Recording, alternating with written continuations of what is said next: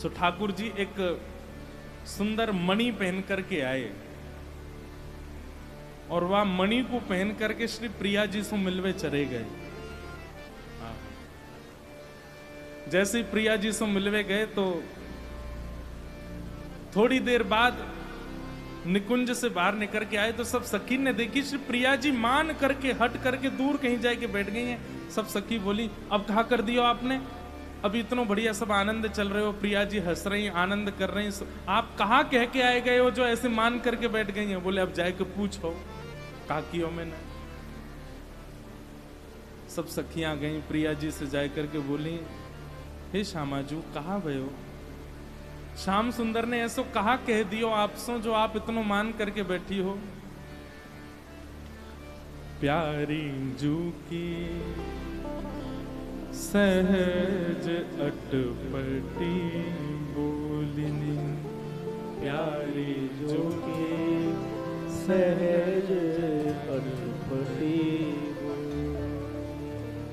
हो पिय तुम और बसी कौन तिय, हो पिय तुर और बसी कौन, पहरी नील निचोलनी, प्यारी जूकी सहज अटपटी।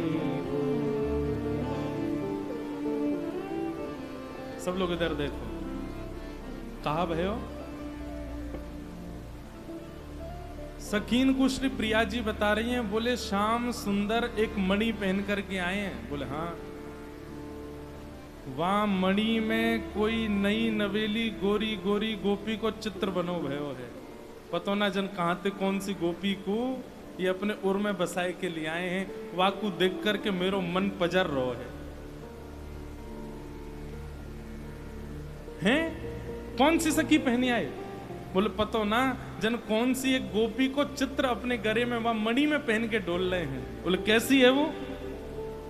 हम हूते गुण रूप आगरी, हम हूते गुण रूप आगरी, कहाँ पाई बिन मोलनी, हाँ कहाँ पाए बिन मोलनी, बड़े बड़े नैन अरुण कजरा, बड़े बड़े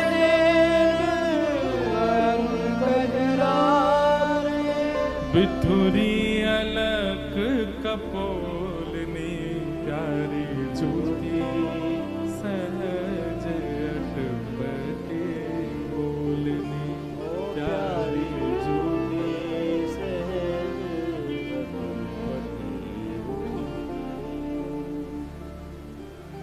मोतू ज्यादा सुंदर है, ऐसे बड़े बड़े वाके नेत्र हैं, उनमें मोटो मोटो काजर लगाए करके वाको चित्र बनो भयो। वह मणि में वाय पहन के डोल रहे श्याम सुंदर।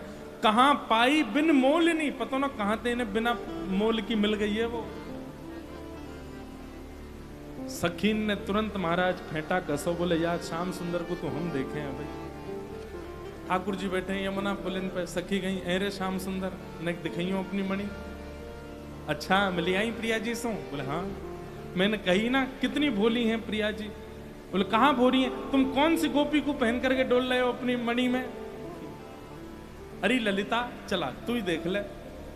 जैसे ललिता जी ने मणि उठाई करके देखी तो फिर वही बात, वह मणि में भी प्रतिबिंब है। श्री ललिता जी को अपनो ही चेहरा दिख रहा है, विशाखा जी देख रही है तो उनको अपनो चेहरा दिख रहा है।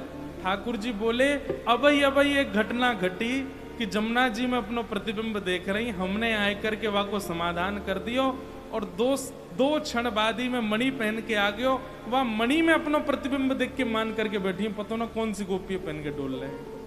अरे अपनो ही प्रतिबिंब देख रही हैं। लेकिन कहा बताऊं इन प्रिया जी के स्वभाव की बलिहारी, इनके हृदय की इतनी भोरी हैं, नेक देर में भी इनको मन चेतो नहीं। अब भी अपनो प्रतिबिंब देख करके संशय कर रही है जन कौन सी गोपी पहन के आएगी होंगे।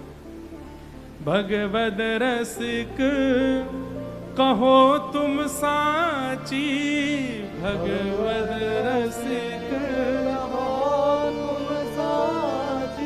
नाही करो अनबोलनी, हाँ नाही करो अनबोलनी। प्रिया जी कह रही हैं सांची बोलो, ये सब मोकू मोकू बार बार ऐसे व्यथित मत करो।